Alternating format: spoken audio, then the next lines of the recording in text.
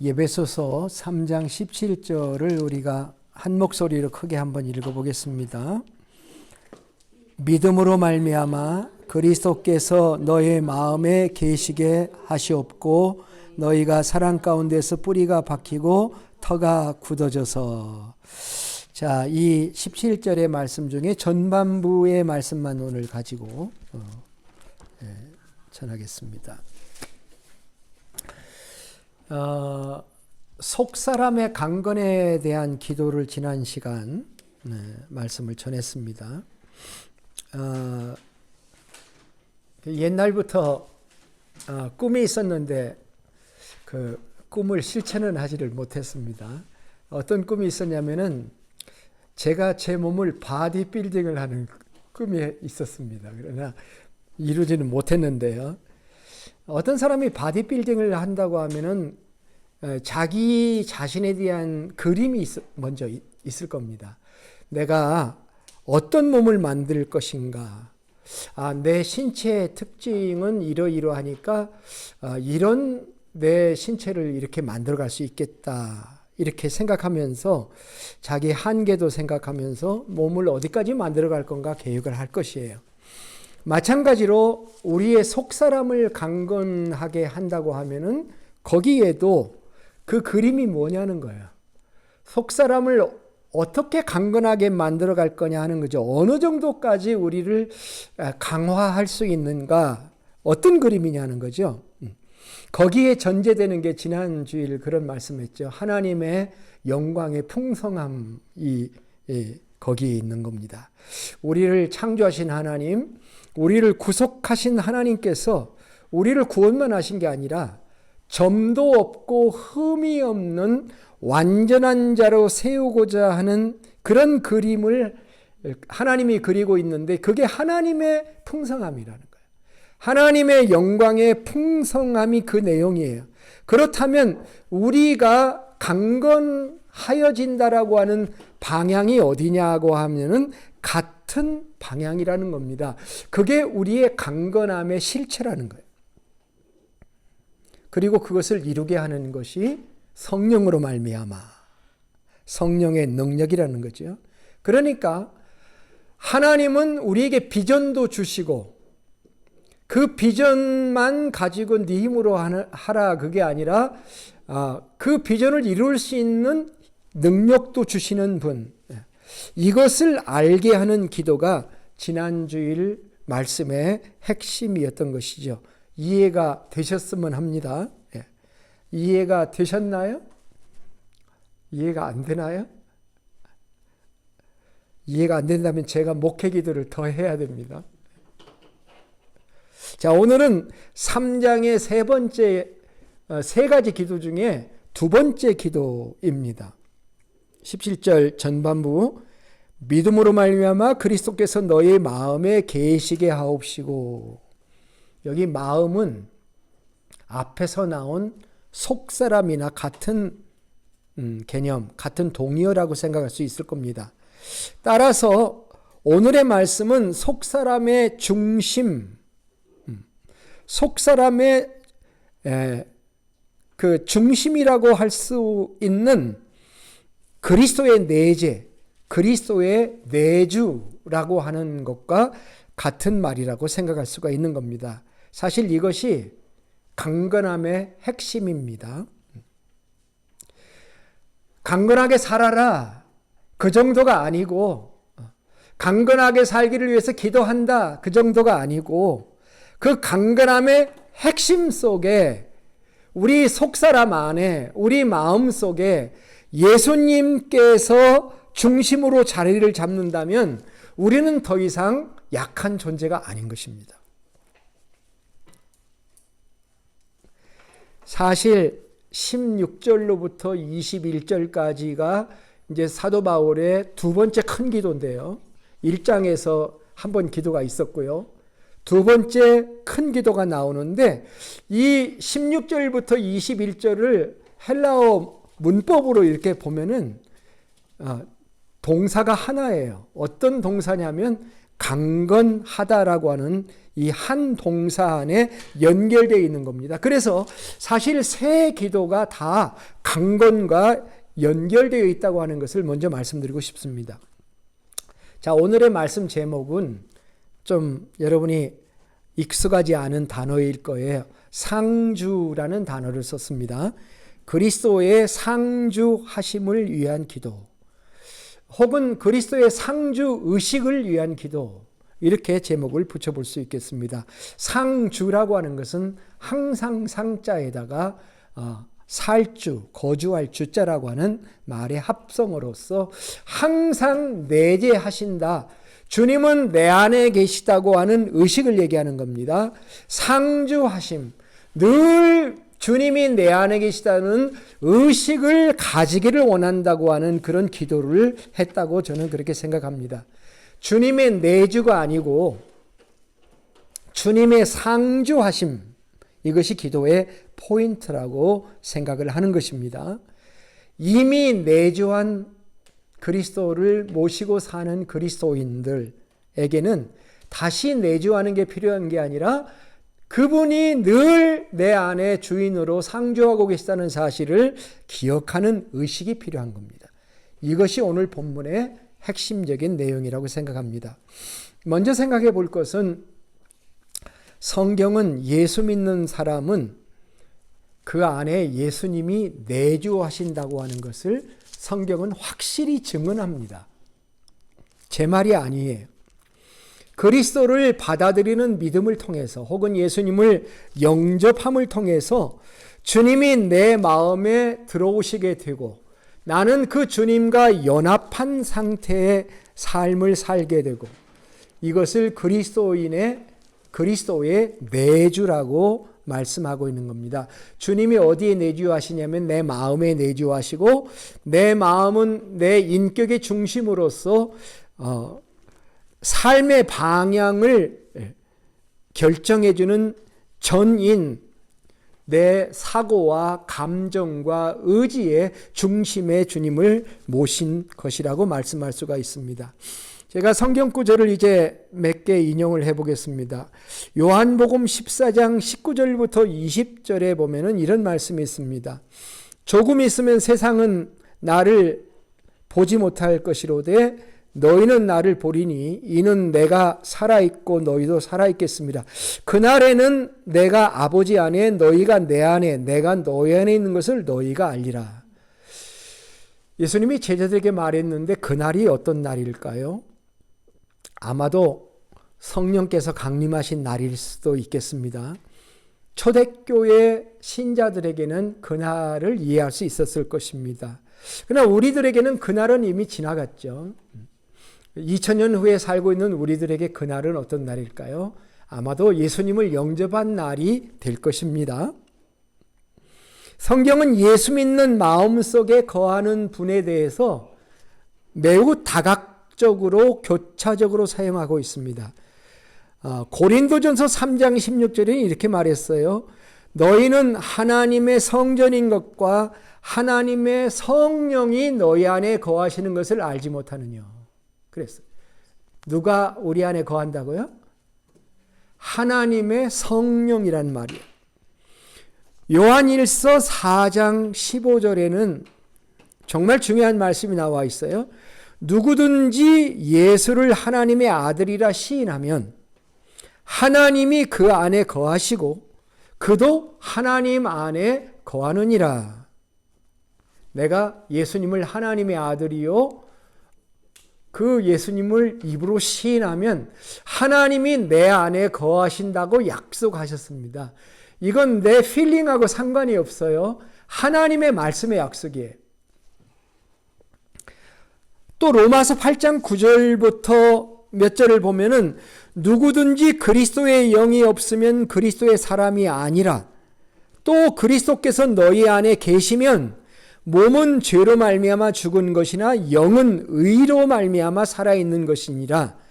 예수를 죽은 자 가운데서 살리신 이의 영이 너희 안에 거하시면 그리스도 예수를 죽은 자 가운데 살리신 이가 너희 안에 거하시는 그의 영으로 말미암아 너의 죽을 몸도 살리시리라. 자, 성경 구절이 쉽지는 않습니다. 자, 3개 성경 구절을 읽었는데요. 이 구절은 우리 안에 누가 거하시느냐 하는 것을 설명한 구절들이에요. 그런데 그 구절들을 보면은 아버지 하나님, 그러니까 하나님의 성령이 우리 안에 거하시는 것을 알지 못하느냐, 거하는데 알지 못하느냐, 그런 뜻입니다. 그건 뭐예요? 하나님의 성령이 우리 안에 내재하시다는 말이고, 예수를 하나님의 아들이라 시인하면 하나님이 그 안에 거하시려는 말씀은 하나님 자체가 또 내 안에 내재하시는 뜻을 말하는 것이고, 그리스도의 영이 없으면 그리스도의 사람이 아니라 라고 하는 말은 그리스도가 내 안에 내재하신다, 이렇게 얘기를 한 겁니다. 혼동스럽죠, 그죠? 다시 말해, 삼위일체 하나님이 내 안에 계신다라고 하는 말을 성경은 순환론적으로 사용을 하고 있는 것입니다. 결과적으로 내 안에 계신 분은 삼위일체 하나님이 내주하고 계시다는 말이에요. 자, 우리가 에베소서 1장부터 봤는데 1장에서 우리를 구원하시기 위해서 삼위일체 하나님이 하신 일 다시 반복합니다. 삼위일체 하나님 어떤 일을 하셨어요? 제가 이 말을 했는지 모르겠어요. 3P를 얘기했는지 모르겠어요. 하나님, 첫 번째 아버지 하나님은 계획하시고 예정하셨죠. 플래너예요. 그래서 P로, 3P로 하면 첫 번째 P는 하나님께서 플랜을 세우셨어요. 그 다음에 예수 그리스도는 뭐 하셨나요? 그 플랜을 따라서 실행하셨죠. 프랙티스를 하셨죠. 그래서 두 번째 P는 프랙티스를 하신 거고, 프랙티스를 하신 분이니까 프랙티서라는 단어로 만들어 볼 수가 있습니다.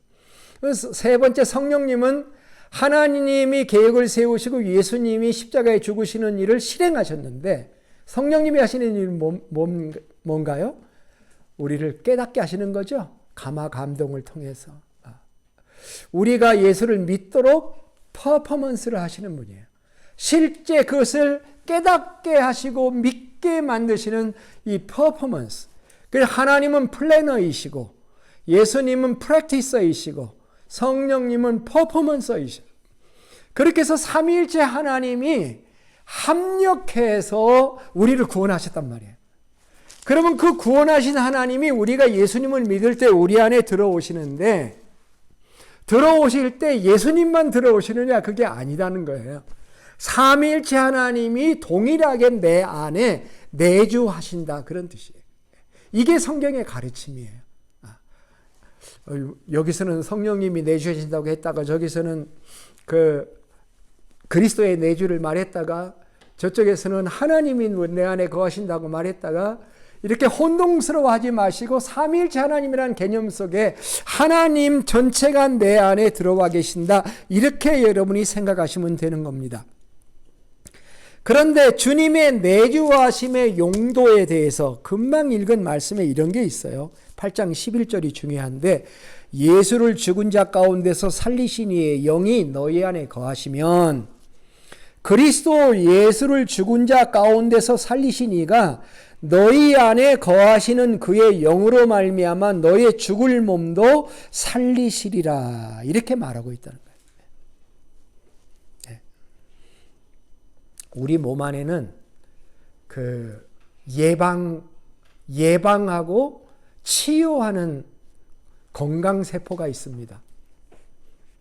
이 셀이 침투하는 적들을 공격해서 물리치는 역할을 해요.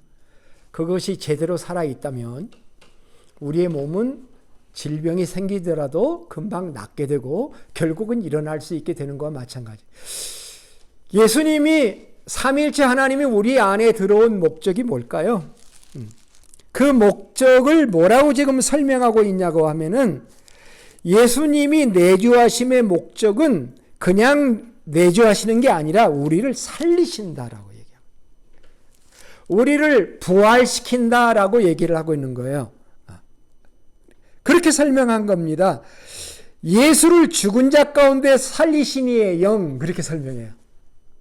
예수님을 죽은 자 가운데 살리신 영이 우리 안에 오시면 우리가 죽어도 산다, 그런 뜻입니다. 이건 천국 간다는 얘기만을 말씀하는 게 아닙니다. 우리의 일상생활 속에, 로마서 8장이 성령으로 말미암아 우리의 날마다의 삶 속에 일어나는 성령 충만을 말하고 있는 것이기 때문에 주님의 내주의 목적은 우리가 오늘의 삶을 살아가면서 성령 충만한 삶을 살아갈 수 있게 한다는 그런 의미를 담고 있는 거예요. 참 귀한 거죠. 이런 질문을 해보고 싶습니다. 왜 이 기도가 필요한가? 사도 바울은 왜 그리스도의 상주하심 의식을 우리가 늘 갖기 위해서 기도를 한 것인가? 라고 하는 거예요. 저는 두 가지 얘기를 하려고 해요. 첫째는 많은 그리스도인들이 이 사실을 너무 자주 잊어버리기 때문입니다.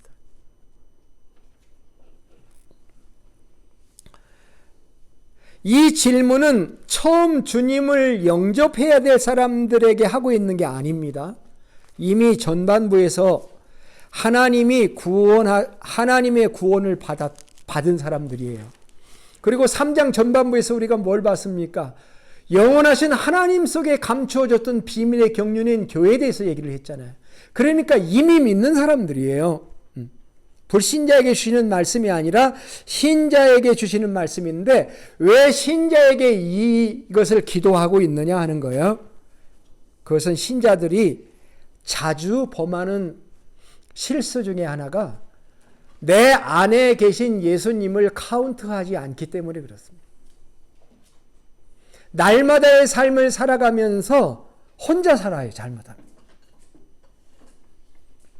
내 안에 주님이 계시다는 것을 카운트하지 않고 자주 잊어버리고 자기 힘으로 살려고 하는 우를 범하게 된다는 거예요.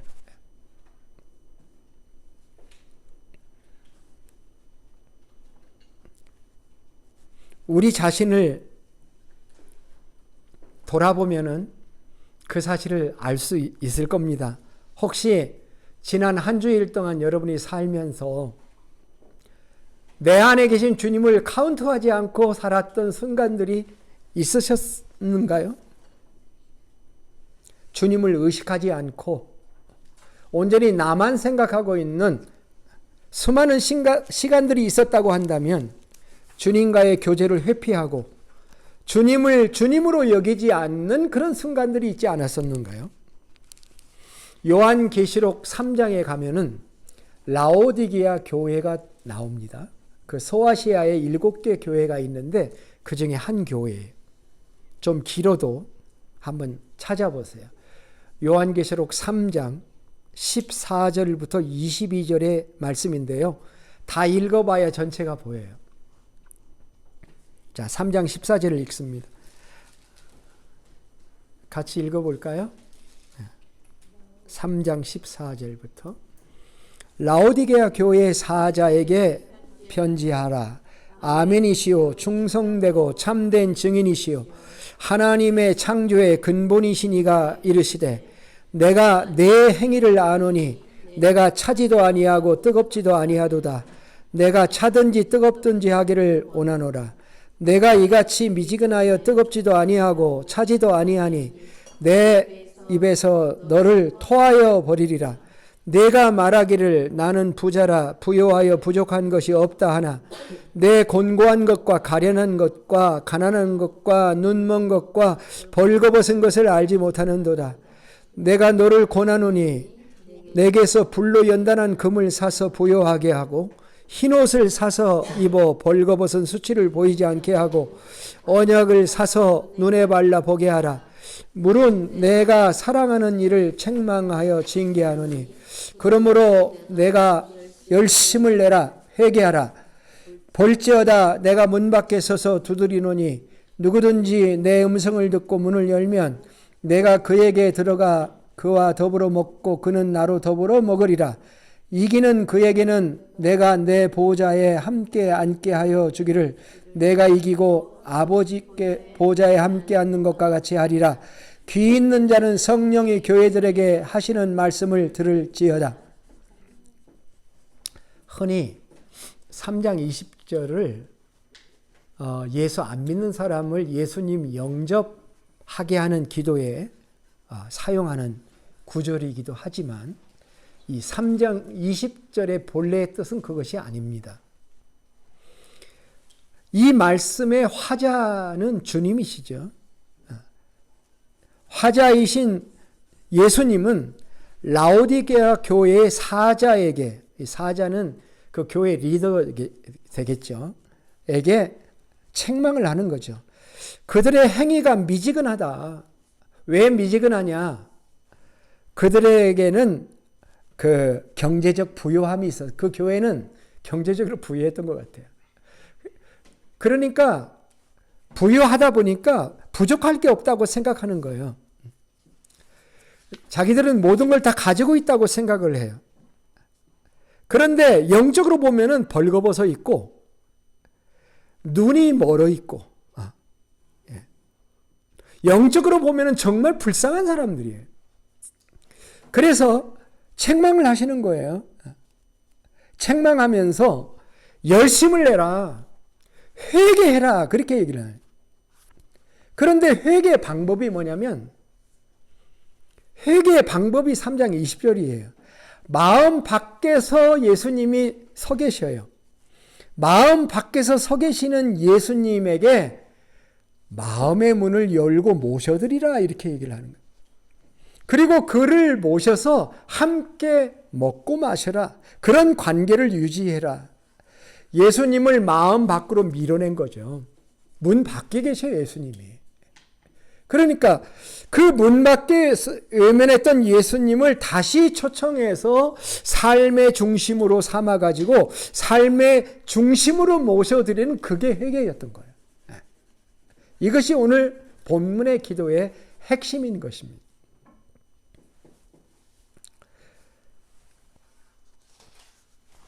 풀러 신학대학의 교수였고 또 목회자였던 로버트 멍어라고 하는 분이 쓴 책 중에 내 마음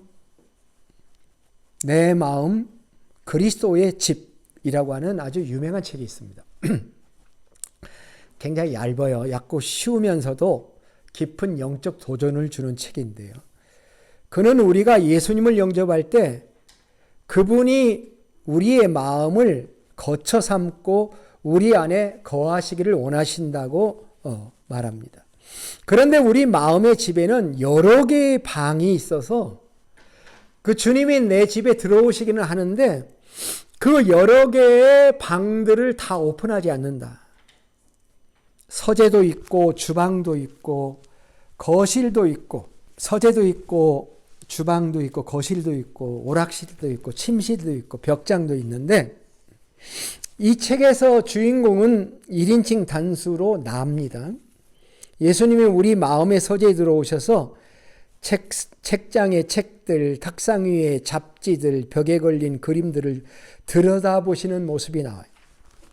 갑자기 부끄러운 생각들이 들기 시작한 나는 주님, 제 서재가 좀 정돈될 필요가 있다고 느낍니다.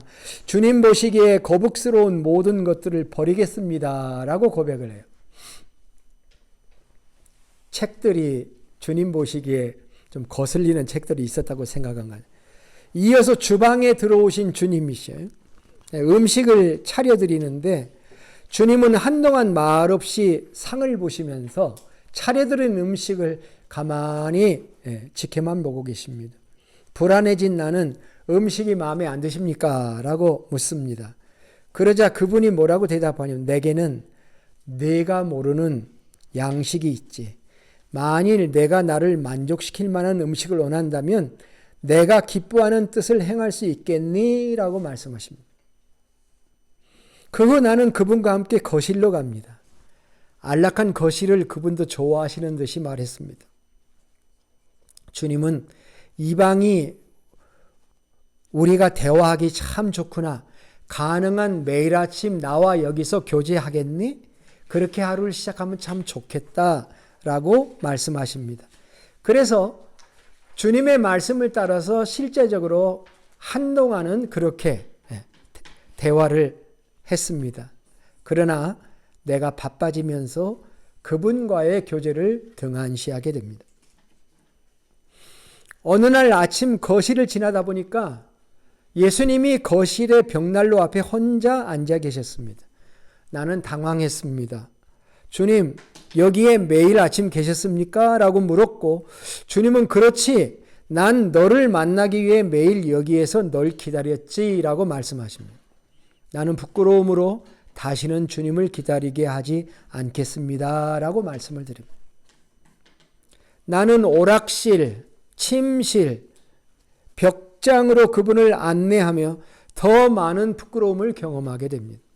마침내 벽장에 숨겨둔 냄새나는 것들에까지 그분이 관심을 갖고 계시다는 것을 알게 되므로 난 이렇게 말씀을 드립니다. 주님, 제가 저의 집을 깨끗하게 정리하고 싶지만 그 일 자체가 저에게 너무 힘겨운 일인 것을 알게 되었습니다. 주님, 죄송하지만 주님이 이 집 전체의 책임을 맡으시고 제 마음을 주님의 뜻에 따라 다스려 주실 수는 없으시겠습니까?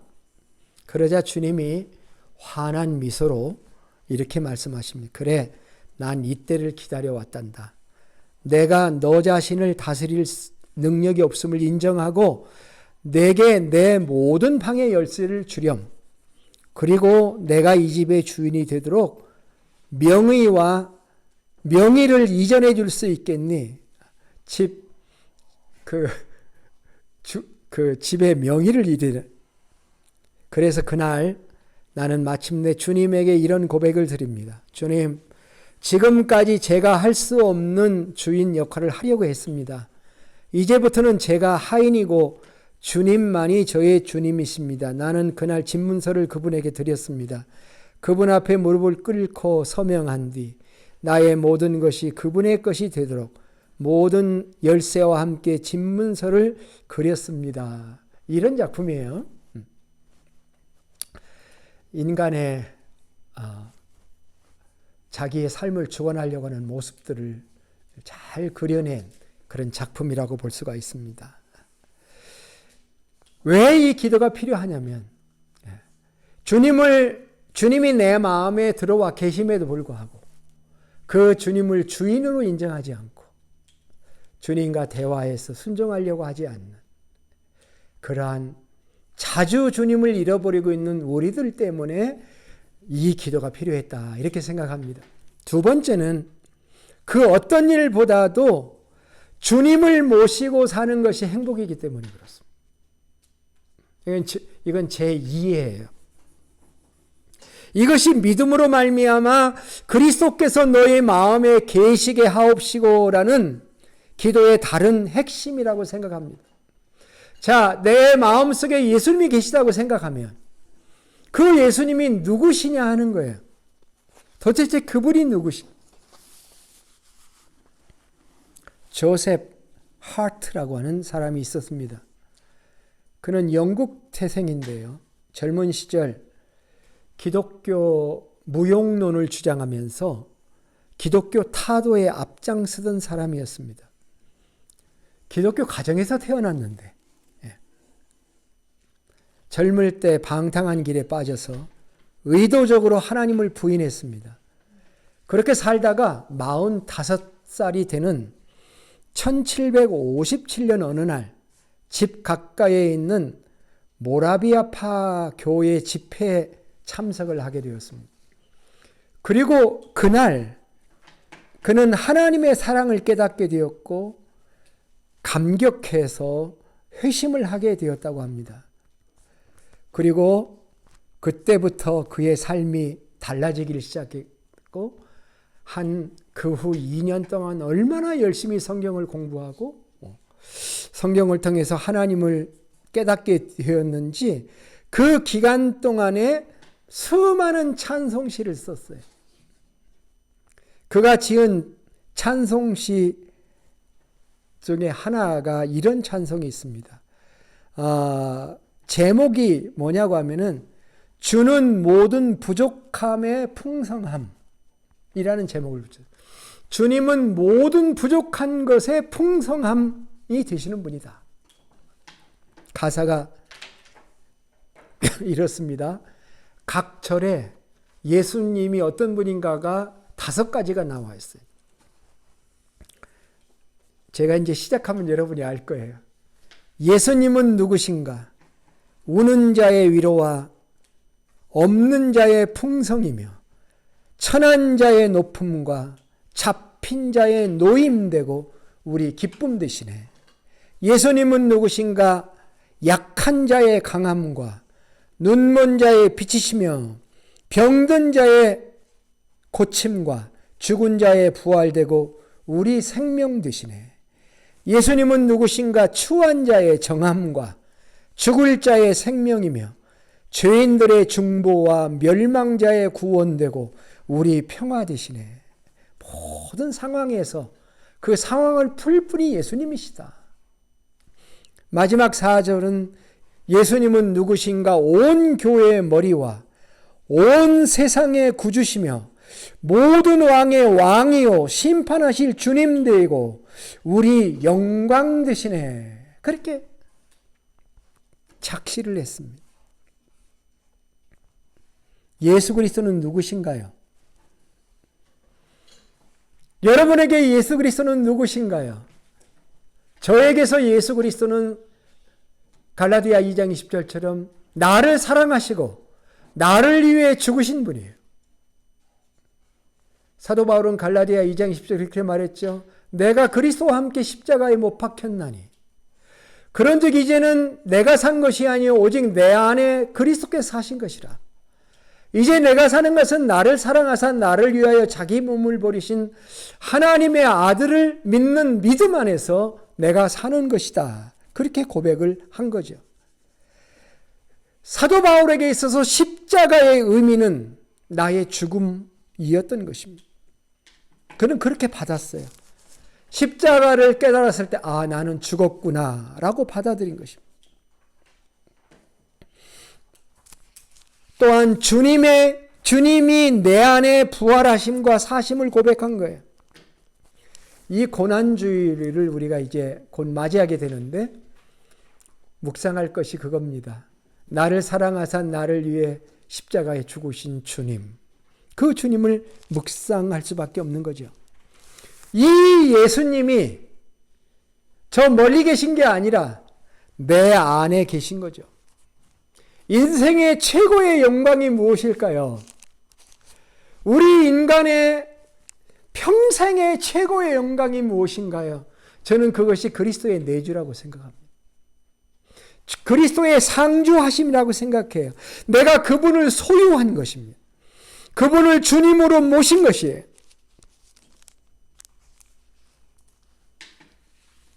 예수님을 주님으로 모신 사람의 삶에 대해서 성경이 참 여러 가지 얘기를 하고 있어요. 이런 사람은 주님이 거하신다. 이런 표현이 성경에 나와 있습니다. 예를 들면 이런 거예요. 주님을 모신 사람은 거룩한 삶을 산다. 성경에 하나님의 성전은 거룩하니 너희도 그러하니라. 이런 말씀이 있잖아요. 또 서로 사랑하게 된다. 우리가 서로 사랑하면 하나님이 우리 안에 거하시고 요한일서 4장 12절에 그렇게 말했죠. 또 그의 계명을 지킨다는 의미도 있습니다. 그의 계명을 지키는 자는 주 안에 거하고 이게 요한일서 3장 24절이 2절이죠.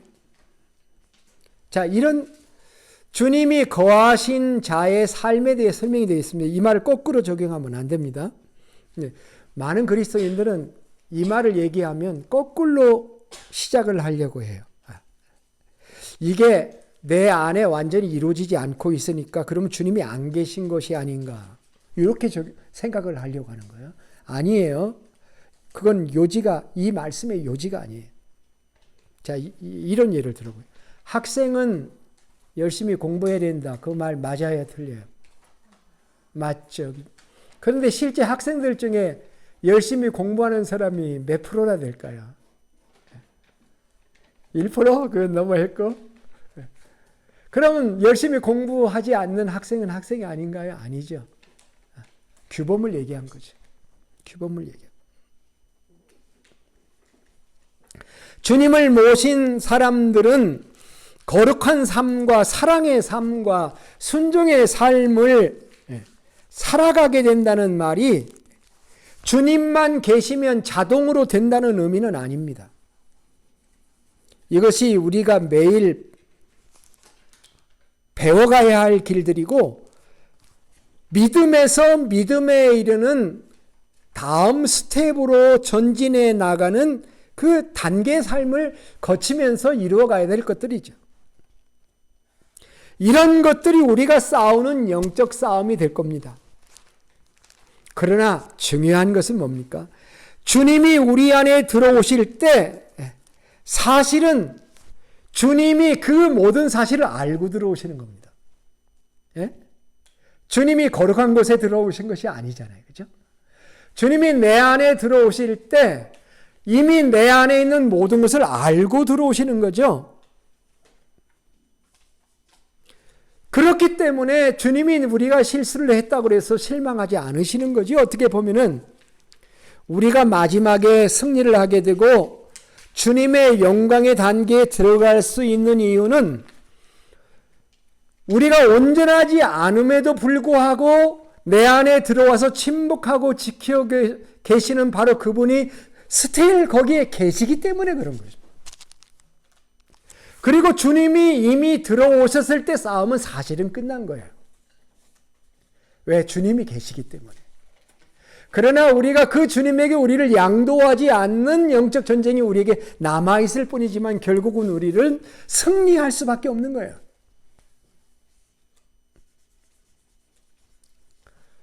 이것이 얼마나 아름다운 주님의 침묵인지요. 주님의 기다려주심인지요. 주님이 내 안에 들어오셔도 수없는 실수와 민망한 일을 반복하는 인간을 참아내시는 그 주님의 사랑 때문에 우리가 결국은 승리할 수밖에 없을 겁니다. 사도 바울은 고린도서 13장 5절에서 이런 말을 했어요. 너희는 믿음 안에 있는가 너희 자신을 시험하고 너희 자신을 확증해라.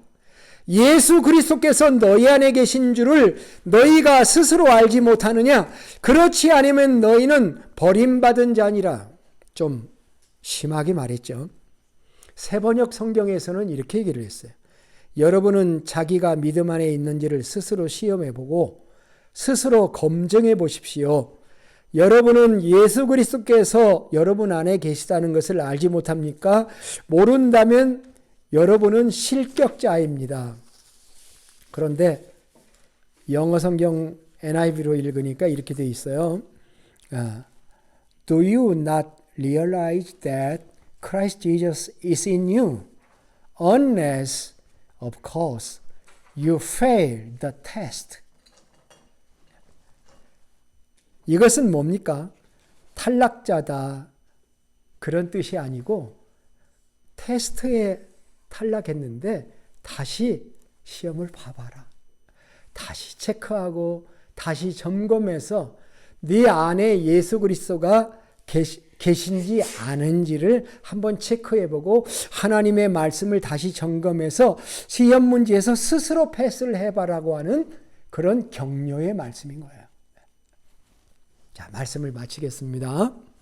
오늘 메시지의 핵심은 믿음으로 예수님을 영접해서 모신 사람 안에 삼위일체 하나님께서 거하신다, 사신다고 하는 약속의 말씀에 대한 것을 전했습니다.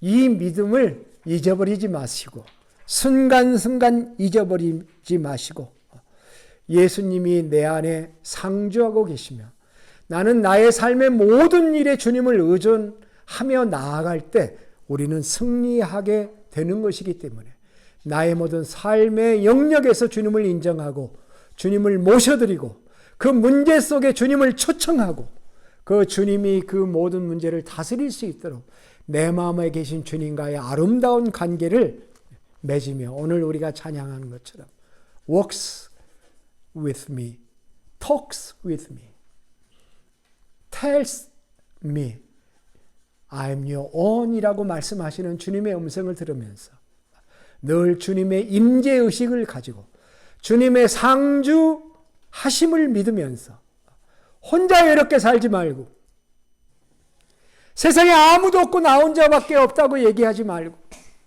내 안에 주님이 계시다. 천지 만물을 창조하신 주님, 영원전부터 계획을 가지고 계셨던 그 주님, 나를 사랑해서 나를 위하여 자기 목숨을 버리신 그 주님이 내 안에 계시다는 믿음을 가지고 오늘도 그분을 신뢰하며 승리하는 하나님의 백성들이 되시기를 주의 이름으로 축복합니다. 기도하겠습니다. 삼위일체 하나님, 당신은 우리를 창조만 구원만 하시지 않으시고 내 안에 사시는 분임을 인해 감사드립니다. 주님을 구세주와 주님으로 영접한 이래 한 번도 나를 떠나신 적이 없지만 나는 늘 나의 필요와 관심만을 쫓아 산 것을 인정하며 회개합니다.